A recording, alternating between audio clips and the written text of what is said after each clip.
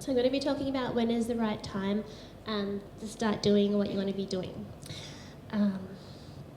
So I know a lot of people say the time is now, seize the moment, but it's the best time to start doing something really now.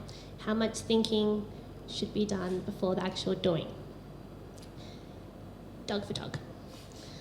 So in my experience, my partner Dan and I did a lot of thinking and talking before we started doing, and I think it was definitely too much thinking and not enough doing. So Dan and I, we both really love dogs, and we both really love all animals. The only animals I don't like are crocodiles. I really, really don't like them. We are also both photographers, and we've just been talking for a long time about shooting dogs, like probably since we met, and talking about making these like pop-up events, which would be easier than commercial pet photography, which, you know, like wedding photography has all these weird restraints and can be a bit lame. So we talked about it, and we talked about it, and we talked about it. We just kept talking about it, and nothing was actually happening. I guess we didn't really know how to launch a dog photography pop-up because, you know, we just didn't know how. And we both really like all our photos to be really beautiful and really perfect, which is always going to stop you doing things. So I think basically too much talking and too much wanting things to be beautiful and perfect is always going to get in your way. It's going to stop you doing things. So in case you have no idea at all what dog photog is, here are a couple of photos. I was expecting,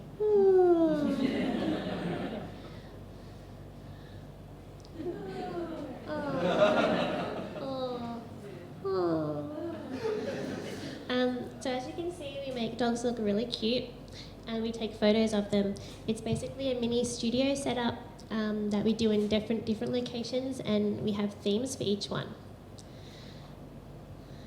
This dog was so cute. Okay, so the backstory is, as I said before, we've been talking and not doing. We've been doing our other work, you know, shooting humans and stuff, but we hadn't done any dogs. So it got to this point where one day I was being a hand model on another photographer's shoot, which involved a lot of animals. I also have really nice hands.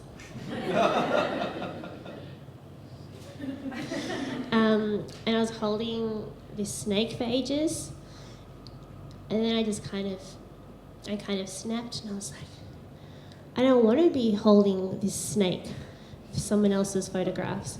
I want to be taking photos of dogs. I don't want to hold any more animals. That isn't my thing. And so then it was my break, and I went outside and I got on my phone to someone I know who has a really great space in Collingwood, who I'd been talking to for about a year about this dog thing I was going to do. And I was like, hey, I'm on this set right now, and I'm holding all these animals, and I don't want to do that. I want to do my own thing, and I want to shoot dogs, and I want to do that dog thing. And she was like, yeah, you should do it. Let's do it. You can have the space next weekend. And I said, okay, sure, lock it in. And then I called Dan and said, we're doing that dog thing next weekend. So then we just had to do it because it was done. And I'm saying that dog thing, that's because we didn't have a name for it. It really was just the dog thing. But basically, I have a lot of younger and cooler friends who have probably had more of their life, you know, using Twitter and stuff, which I still don't really understand. And one night I was, you know, probably the next night, I was out with them and I was saying, I'm going to do this dog thing and they don't have a name, blah, blah, blah. And one of them said, what about dog for Tog? And she doesn't even remember saying it, which is great, because I don't really owe her anything. So, now we just needed a logo and a website and a Facebook and general branding and advertising and some photos of dogs and some dogs to come along and some props. So the time was now. So it was a lot to do in a week, and I guess I wouldn't recommend launching your new exciting business in a week. But sometimes you really need a time frame to get something done. Otherwise you might end up just talking about it and not doing it. Okay, so the first ever Dog for Tog happened in December last year for Christmas. We made it happen, and people brought their dogs and people brought prints, and nothing really bad happened, and we only had 2 wees on set.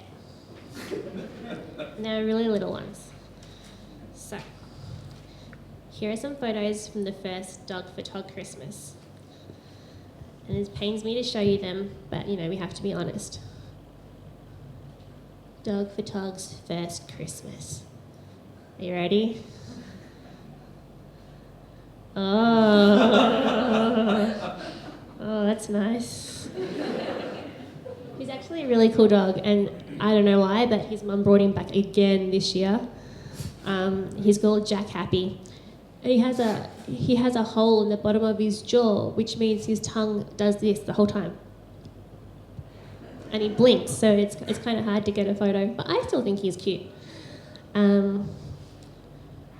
That's nice. Yeah, so basically, you know, looking back, we did it. We made a business in a week. The photos are terrible. If this is your dog, do not be offended. There's nothing wrong with this dog. It's just a really bad photo. Oh. See, we gave people a choice of a brown curtain or a pink curtain. Okay. So this is my friend's dog, Cindy. This is Dan and I's most hated Dog for Tog photo of all time. We think it's so awful. Anyway, she got it printed, and her parents, who are very posh, loved it so much that they got it printed even bigger and framed and put in the good room that no one's allowed in. And so this hideous photo of beloved Cindy is in the good room. Once again, she's a cute dog. It's not her fault. Okay, so the second week of Dog for Tog, we did another one. This is the dog that weed twice, this little guy. See, I think in a week it's already got a bit better. Dan still thinks it's crap, but you know, I like shiny things. He had a really big head. It was really nice. Aww. Okay, so after seeing these photos, you're probably thinking they definitely should have waited. But I think it was the right time to start, and we learned a lot, and every time we do another Dog for Tog, we learn so much. And I think we really needed this crazy deadline to start. Some people just need to be told, you have to do it now, or force yourself to do it now. Maybe it's like exercise. Okay, so after the Christmas Dog for Tog, we went on to do Valentine's Day. So it's still a little bit dodgy. I don't think I'd ever handwrite a sign that says "You're perfect." Again, this dog is actually owned by a celebrity radio host in Sydney, and this ended up being in some kind of dog magazine. Pretty cool. Cute. Oh, actually, the funny thing is, we bought all these balloons the night before, and then Dan left the bedroom window open, and they all went. We had to buy them all again last minute, and it was really stressful. But it was beautiful when they went in, you know, beautiful and tragic. So this was exciting because now we got asked by ACCA to come down. They were having this big kind of dog show, and all this cool dog stuff was happening in the grounds of ACCA. So they asked us to come inside and do an art-themed dog photog. This was a really cute dog. You know what? I don't remember anyone's name, but I remember almost all the dogs I meet's name. This dog was called Harry, and I remember his dad was like, his Instagram is all about cocktails. But it's just weird that I remember that. But the cool thing about Harry was the guy had taken him to get one of those expensive DNA tests to work out what kind of dog he was. And he was made up of so many different types of dogs, they couldn't give him an answer. I reckon that's why he's so cute. These dogs were called Rihanna and Orlando Bloom. He's an artist. And this was when we had Channel 9 come and interview me and the dogs. I was really excited, and I told my mum to watch the news. And then we got cut because apparently Rachel Griffiths was outside with her dog. Okay, so we started picking up momentum a little bit, and we got asked to do one at Third Draw Down in Fitzroy's street party, which was our first time ever doing anything that was going to be outdoors. And we had a pretty crappy space to work in. We kind of had a tiny bit of a alley. But it ended up really good because we worked out that maybe it would be better if we started doing like more of a head and shoulders kind of thing, which we kind of kept going with.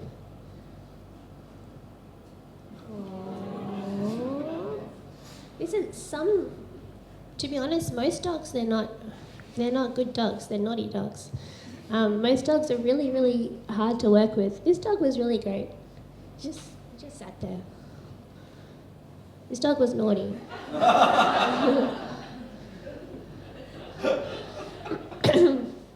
Okay, next we had a little Glamour Pop Up at Trophy Wife Nails in Richmond. Even though I really love the photos from this is probably one of our more quiet pop-ups. And I think we learned from that was maybe people prefer things that aren't in Richmond, or things that have things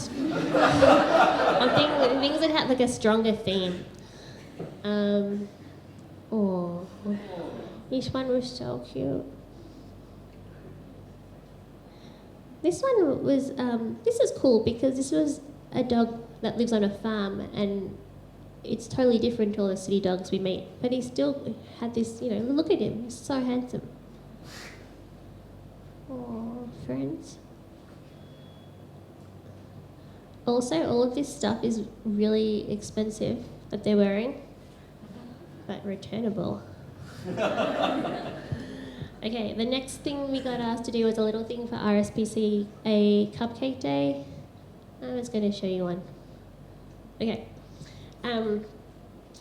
So then we got asked to go to Sydney, which was our first time taking dog photog on the road / aeroplane.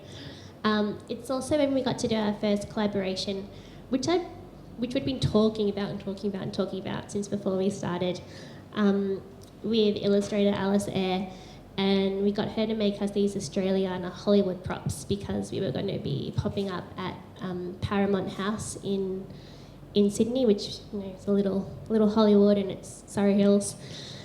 And it was also our first time we tried installing a booking system, because until then we just had people come along barbershop style. And we sold out both days, which was super exciting. So Sydney people, thank you. So cute. Aww.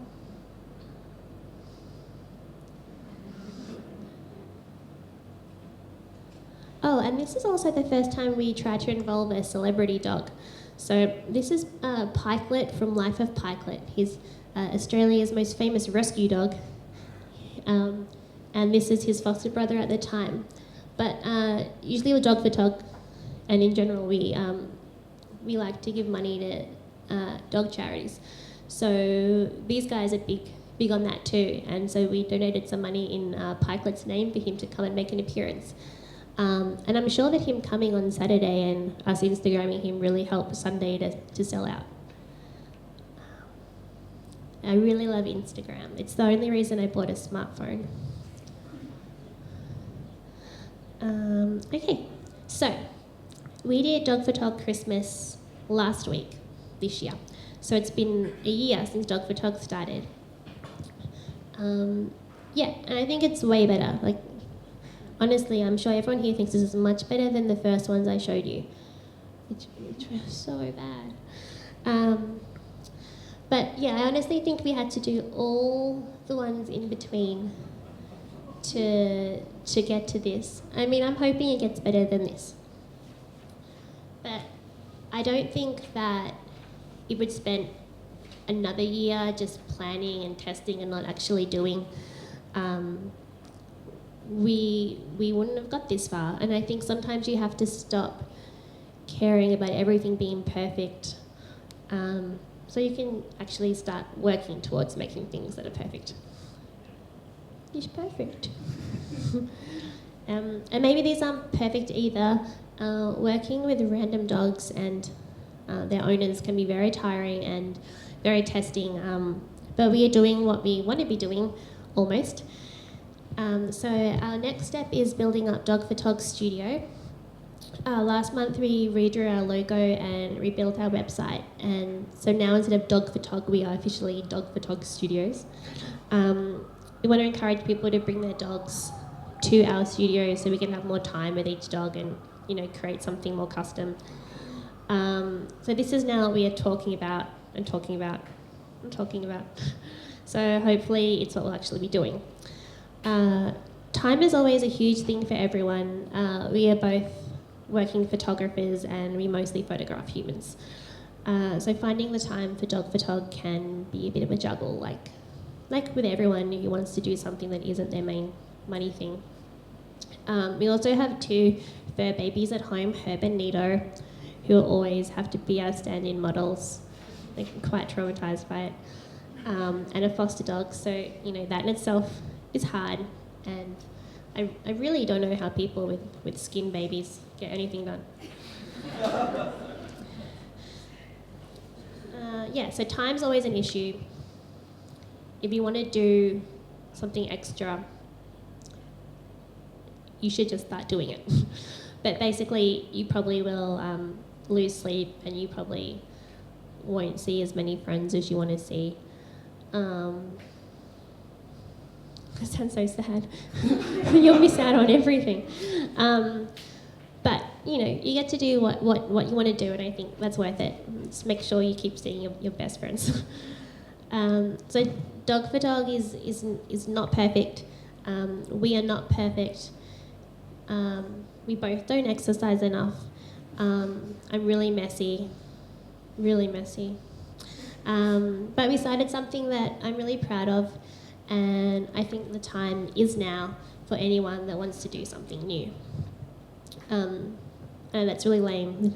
Time is now. But it kind of is. Like, you could be dead tomorrow.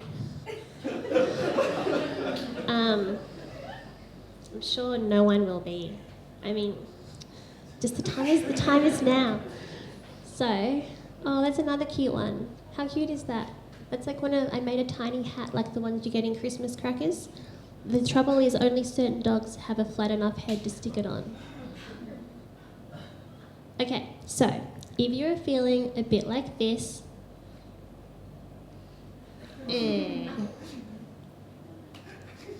or this,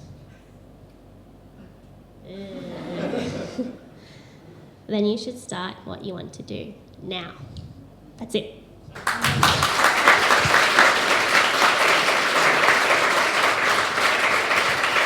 So we have a couple of minutes. Does anyone have any questions? In terms of like creative projects, you're going to get better over time. Did you ever feel like, you know, in the early stages you're taking photos, but you know, in a year or two they won't represent the quality that you do today? So did you ever feel like your work would be out there, but it wouldn't represent what you are. Yeah, that's a worry actually. Yesterday someone put up like Merry Christmas from I've actually forgotten his name. Fluff Fluff. And it was like a photo that we took at the first Dog for Tot Christmas. And I was like, yeah, that's a good point. But I don't know. I was thinking about it last night, and I was thinking, I'm sure that, like celebrities look back and say, oh, I shouldn't have worn that in 1991, and represented myself in that way. But you just gotta keep moving on and not worry so much about what other people think. Like my mum always says, at the end of the day, no one else cares about you. She's cold. But yeah, that's a really good point. It's the internet, huh? Sucks. All right, another round of applause for Heather. Thank you.